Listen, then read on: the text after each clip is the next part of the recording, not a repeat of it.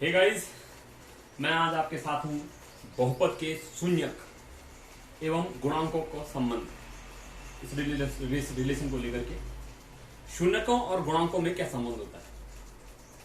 यह एक याद करने का भी, टेक्निकली याद करने का भी टॉपिक इसको हम कहेंगे, क्योंकि याद करने के आसान तरीके हैं, जबकि सॉल्व करने से बहुत ही आसान तरीका याद करना इसका है। तो इसे लेकर हम चलते हैं। हम सिर्फ दो बहुपदों की बात करेंगे, द्विघात बहुपद और त्रिघात बहुपद। तो देखिए, हम द्विघात बहुपद की बात करेंगे तो द्विघात बहुपद का जो व्यापक रूप होता है वो होता है ax² plus bx plus c। अब हम पहले कह चुके हैं कि भाई जिस बहुपद की जितनी घातें होती हैं उतना क्या होता है, उसके शून्यक होते हैं। तो इसके होंगे लगभग दो शून्यक होंगे। अब जब दो शून्यक होंगे तो हमने मान लिया अल्फा और बीटा। और अब तुलना करें तो x² के साथ क्या है गुणांक में, a है, x के साथ b है, और जो c हमारा है वो अचर पद है।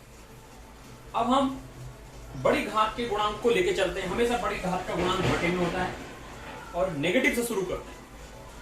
बड़ी घात का चला गया बटे में, और उसके बाद जो छोटी घात है b, छोटी घात जो है x है, एक उसका b है, ऐसे अचर पद, इस प्रकार से चलेंगे। तो जो हम बात करें हमारे शून्यकों का जो योगफल होता है, that means alpha plus beta, वो होता है -x का गुणांक बटे x² का गुणांक। तो दैट इज -b/a। आप शून्यक निकलेंगे, उन शून्यकों का अगर आप योग करके देखेंगे तो हमेशा -b/a आएगा द्विघात बहुपद में। आगे बढ़े, शून्यकों का गुणनफल, that mean alpha into beta, ये होता है। नीचे तो हमारा बड़ी घात का ही गुणांक रहेगा, x² गुणांक, माइनस था तो अब प्लस हम आगे आएंगे, और जो आगे बचा है, आगे क्या बचा है इसमें अचर, तो अचर पद लिखेंगे। तो अल्फा इंटू बीटा बराबर क्या जाएगा, c/a। इसके अगर शून्य निकाला जाए और उनका गुणा करा जाए तो c/a ही आएगा। आगे देखेंगे, हमारे पास दूसरा बहुपद है त्रिघात बहुपद। त्रिघात बहुपद का हम जनरल फॉर्मूला, जनरल रूप लिख लेंगे, क्योंकि तीन घात है तो तीन घात कॉमनली जो भी जनरल व्यापक रूप लिखा जाता है वो बड़ी घात से लेकर के अचर पद तक हम आते हैं, चाहे आप त्रिघात लिखें चाहे चतुर्थ घात लिखें। तो देखिए, ax³ plus bx² plus cx और प्लस d घटते हुए ऑर्डर में गए हैं। पहले x³ की है, x³ के साथ है गुणा, फिर x² के साथ, फिर x के साथ, और अब x के बाद क्या है, सीधे सीधे हमारे पास अचर है। अब ये तीन घात का बहुपद है तो इसके क्या होंगे, हमारे तीन शून्यक होंगे।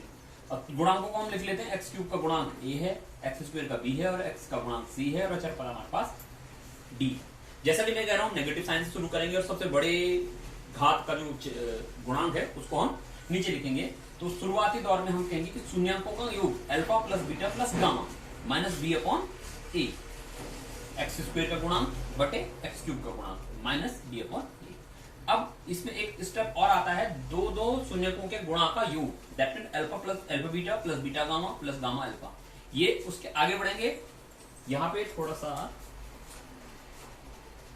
हाँ, अगला माइनस था तो प्लस आ जाएगा, और हम x³ का गुणांक नीचे लिखेंगे, और उसके बाद x² पहले ले चुके तो x का आएगा, तो ये c/a आ जाएगा। और इसके बाद हम शून्यकों का गुणनफल करेंगे, तो फिर अब माइनस प्लस फिर माइनस जाएंगे, और नीचे x³ का ही गुणांक रहेगा, और ऊपर हो जाएगा अचर पद। तो ये अल्फा बीटा और gamma is equal to -b/a। अब ये तो याद करने का टेक्निक हमने बताया, वैसे ये आता है इनको सॉल्व करके समीकरणों को। अब हम ये देखेंगे कि हमें शून्यकों का योगफल, गुणनफल, या दो दो के गुणन का योगफल हमें दिया हो तो किस प्रकार से हम वापस द्विघात बहुपद को प्राप्त करेंगे। तो अगर अल्फा और बीटा, द्विघात बहुपद की बात करें, अल्फा और बीटा उसके दो शून्यक हैं, तो शून्यकों से बहुपद बनाने के लिए क्या करते हैं, चर में से शून्यक को घटाते हैं और आपस में गुणा कर देते हैं। तो x minus alpha, x minus beta, ये हमारा, अगर अल्फा बीटा मेरे पास क्या है, दो शून्यक है किसी द्विघात बहुपद के, तो उनको हम इस प्रकार से लिखते हैं। अब इसको अगर मल्टीप्लाई करके सॉल्व करें तो ये वाली पोजीशन हम पे आती है, x² minus alpha plus beta x और प्लस अल्फा बीटा। तो शॉर्टकट तरीके में मैं ये कह सकता हूं इसको कि अगर शून्यकों का योग और गुणा दिया है तो हम बहुपद बनाने के लिए चर को लिखेंगे x² माइनस शून्यकों का योग इंटू चर और प्लस शून्यकों का गुणनफल। ऐसे त्रिघात के लिए करेंगे, त्रिघात के लिए कंडीशन आती है x minus alpha, x minus beta, x minus gamma, तीन जो भी आप ले और उनको गुणा करके आए तो ये वाला पोजीशन हम पे आता है। उसको क्या करते हैं, इसको सेपरेट करके, मतलब पक्षांतर करके x³ minus alpha plus gamma x square plus alpha beta gamma plus gamma alpha into x into minus alpha beta gamma. ये इन तीनों का गुणा करके पूरे लंबे टर्म्स आते हैं। एक्स क्यूब एक्स स्क्वायर और एक्स के टर्म्सों को अलग अलग करते हैं और अचर पद को अलग करते हैं, तो ये चीज हमसे आती है। तो व्यवहारिकता में हम कह सकते हैं कि एक्स क्यूब माइनस शून्यकों का योग इंटू एक्स स्क्वायर, फिर प्लस दो शून्यकों के गुणनफल का योग इंटू एक्स और माइनस शून्यकों का गुणनफल। तो याद करने का टेक्निक है कि माइनस साइन लेके चलेंगे, माइनस प्लस माइनस, इस प्रकार से हम चलेंगे और ये हमारी जो टेक्निकली चीजें हैं हम इनको यूज करेंगे। इससे हमें इनकी रिलेशन आसानी से याद हो जाते हैं और इस पे आंकिक प्रॉब्लम हमारे पास आती हैं, मैं उनको जल्द ही दूसरे वीडियो में आपके साथ शेयर करूंगा।